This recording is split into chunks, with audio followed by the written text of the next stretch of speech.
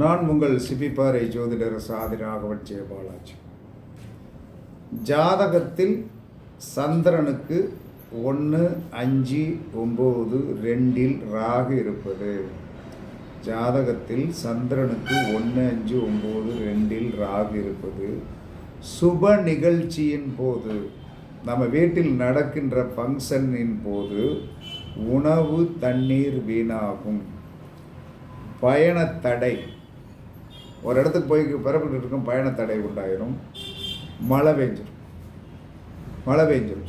மழை பாதிப்பு உண்டு.